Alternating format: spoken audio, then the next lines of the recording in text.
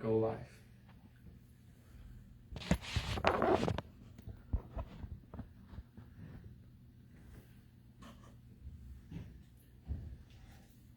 Thanks for joining us, everyone. We're just waiting for the live rooms to fill.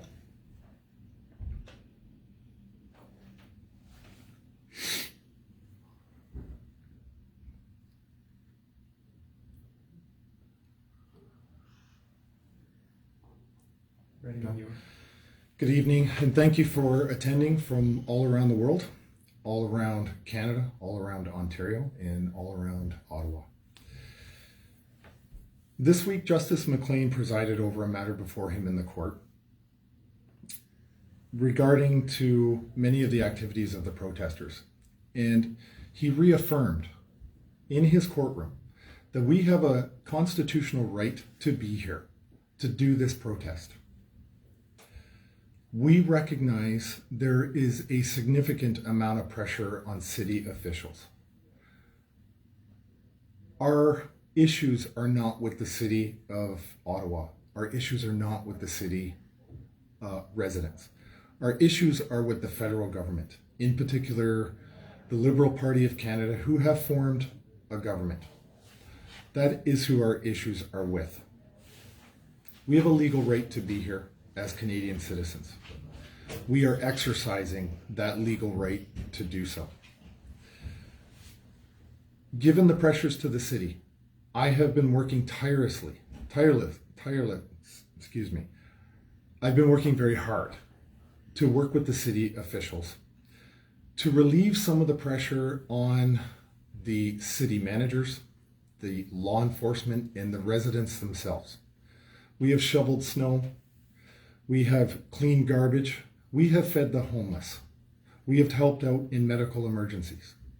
We have done everything within our power to support the people of Ottawa and to find a way to get our message across while still remaining relevant and putting pressure where pressure is due on the federal government. We have no interest in federal politics. We have one mission, and that is to end the mandates and to stop this from happening again. We do not have any interest in meddling in internal political strife. We have no interest in meddling in the mechanisms of government. We just want to end the COVID-19 vaccine passports, the masks, the mandates. We want the laws to be reaffirmed. Okay, we have worked tirelessly to communicate that goal. At some levels of government, that doesn't seem to be penetrating. Okay, it's very frustrating. 2 days ago, I did an address very similar to this, and I begged for somebody from the city of Ottawa to sit at a table with me at noon 2 days ago. It's now Wednesday night, and I'm doing another address like this, and I am doing everything in my power to work with the city of Ottawa to relieve the pressure on them. But it would appear that that has not been very fruitful. It would appear that certain members of the Ottawa Council are trying to use this Freedom Convoy 2022 to further their own careers and to continue to put pressure on law enforcement, to escalate use of force, not de-escalate it. We are a peaceful protest. We want to go home, but we are here for as long as the Canadian public wants us to be here. And how do we know that they want us here? Because they send us money, they send us food, they send us fuel, they send us their love, they send us letters, they send us their stories. They want us to be here. So we will be here for as long as the Canadian public wants us to be here. I invite the federal government to sit at a table and let's find a way to resolve this. I will not allow this to be derailed by insignificant politicians at this local level who have aspirations of greatness. We are aware that there is a process center that has been set up in the city with fingerprinting equipment, camera equipment, and it's a facility meant to process arrested truckers. We are prepared for this. If we are arrested, we will be taken into custody peacefully. We will not resist. Okay? We have a team of pro bono lawyers here in Ottawa who have set up an entire clinic to help our drivers deal with all the nuisance tickets that we're getting, all the ridiculous nickel and dime issues that we've been dealing with, in order to put pressure and annoyance onto the truckers. For those of you who are at home and you feel that this is much more than what it really appears to be, it is not. We are here for one thing and one thing only, and that is just to end the mandates. I know that the PMO's office has given instructions down to the city level to end this by Saturday. He does not want to end this through leadership, which is what people elected him to do. He doesn't want to end this through dialogue. He wants to end this by his old playbook that he's been using for the last 2 years, which is to talk about swastikas. Swastikas?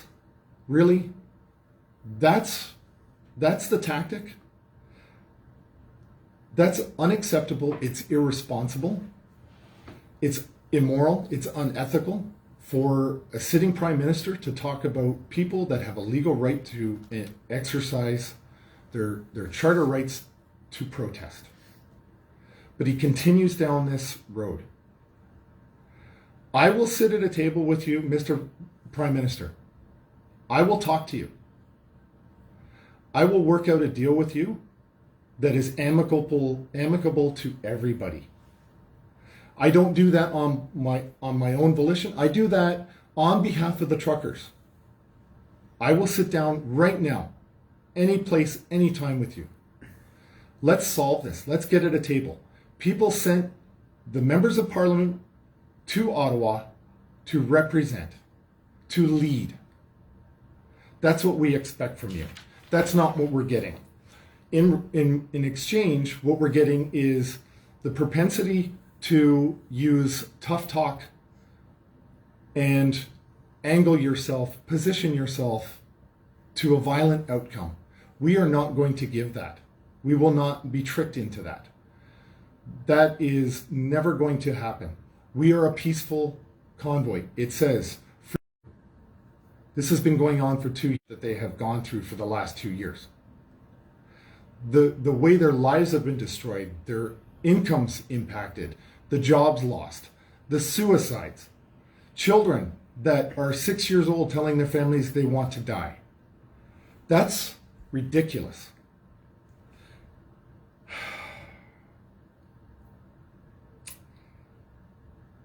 Justice McLean has told you loud and clear. He has reaffirmed you loud and clear. We have a right to be here, a right to be heard, a right to protest. That is what we are here to do. We are prepared to be arrested peacefully. We have legal representation already prepared. We know that the Canadian Armed Forces are doing their staff checks right now. We know other police forces all across Ontario are being asked to get involved. We also know that retired members of the military, active members of the military, retired members of all levels of law enforcement, active members of law enforcement want no part of this. They think it's morally wrong. It's not what they signed up for. This is ridiculous that this late in the game, I have to be making statements to the government of Canada to get them to sit at a table. I do not anticipate in any way that the Canadian Forces would come here with aggressive vehicles, aggressive stance. So I'd like to put any of the discussion or rumor of that to rest now. I understand the Canadian Armed Forces. They will support law enforcement, and they know that they cannot be seen to be taking over from law enforcement. That is part of their mandate. They will not. I understand that. I understand that they'll take on a supporting role. That's fine. We are not afraid of members of the Canadian Armed Forces coming here. This is a peaceful protest. We have no fear here. We are prepared. We're highly motivated because we can't go home. We cannot go home. We cannot abandon our families. We cannot abandon our communities. Everybody here in this convoy is here for their children. That's why we're here. And if you can't understand that, I'm sorry. Get somebody in a room with me who does.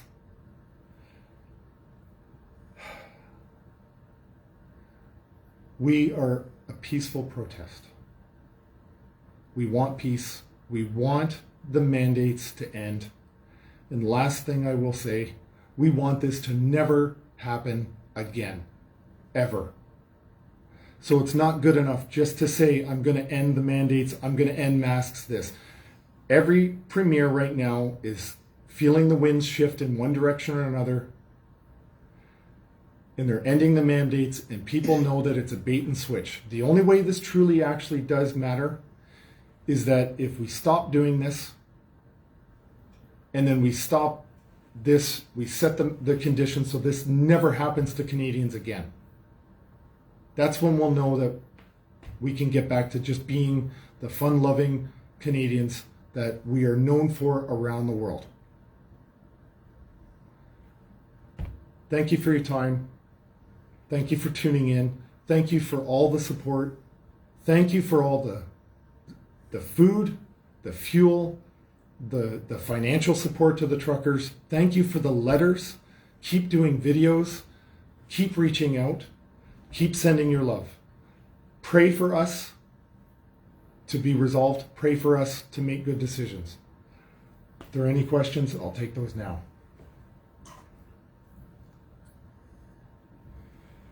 I'll just ask a question of, for those who have the time to and can travel, are you encouraging them to come to Ottawa, or are you not?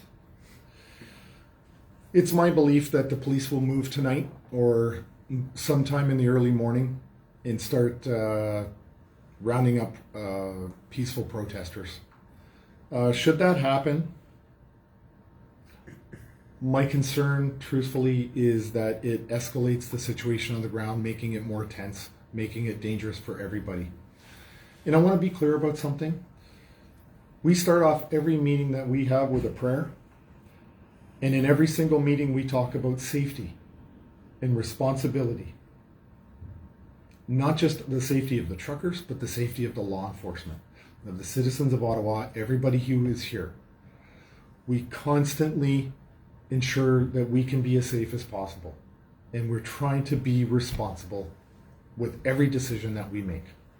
Our beef is not with the city of Ottawa. It's with the federal government in their mandates. And just a follow-up to that, there's been a lot of people saying a lot of different things, a lot of accusations made about this Freedom Convoy not supporting democratic process or trying to overroot government and things like that. What is the Freedom Convoy's opinion on that rhetoric? That's a great question, and I've been getting I've been getting a little bit of attacks on social media over that question.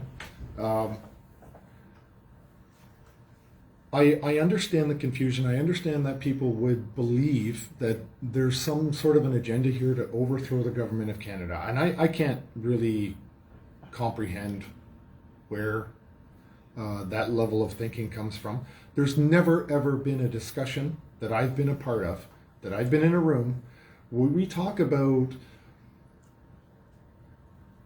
any internal political situations. We just happened to be here during the vote of non-confidence where the Conservative Party replaced their leader. We just happened to be in town when that happened. We had nothing to do with it. We have no interest in that kind of politics. We don't care who the government is. But the Liberal Party of Canada forms the government. We will talk to them. They are the legitimate government of Canada. That's who we would like to talk to.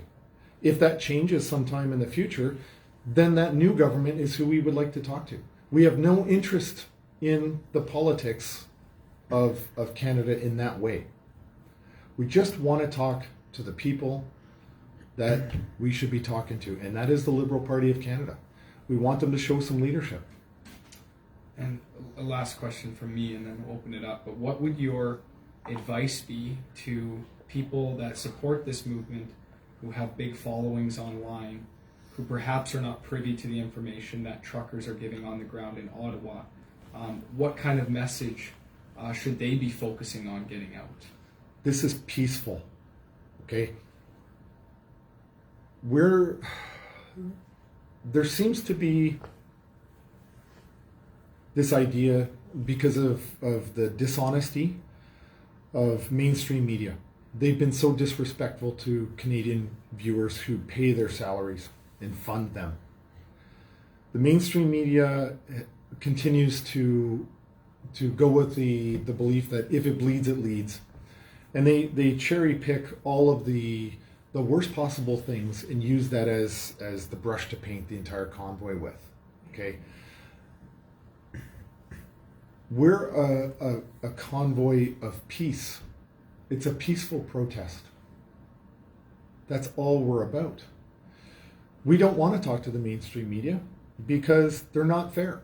They're not balanced. They're too busy making the news as opposed to reporting what's truly going on here. They will have you think that this is an armed insurrection, which is ridiculous. You know what we have here? Bouncy castles. Bouncy castles in speeches and singing "O Canada."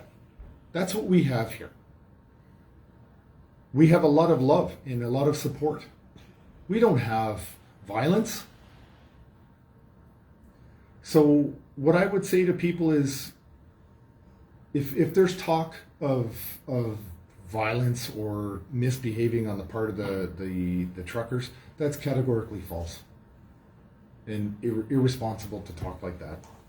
And I would invite you, if you don't believe me, and in fact, I was on the street the other day and I met a couple on the street that said, "We heard all this bad stuff about you guys. We just wanted to come down and see for ourselves." And they were shocked. They were shocked that it was so peaceful and full of love. Okay? It's like Canada Day here every weekend. That's what this is about. So that's what I would say to people that want to support and know what's really going on. Thank you. Any more questions? I have one where they're saying we are an occupation at this point. What would you say to somebody that thinks we're an occupation? Somebody who says that we're an occupation is not exercising their own ability to critically think. What they're doing is they're just parroting mainstream media talking points. They're not actually doing their own thinking. They're not actually reaching out and getting the true story of what's here. And if you believe this is an occupation, then I strongly suggest you get in a vehicle, on a plane, on a train, a boat, and you come to Ottawa and you see for yourself if this is an occupation.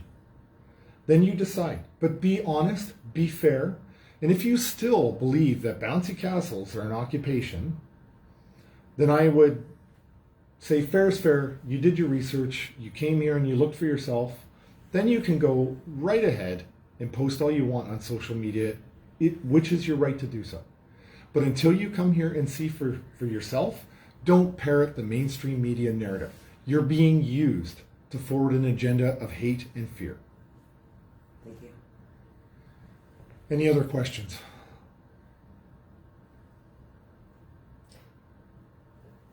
We're good. Okay. Thank you. Thank you, everybody. Stay safe.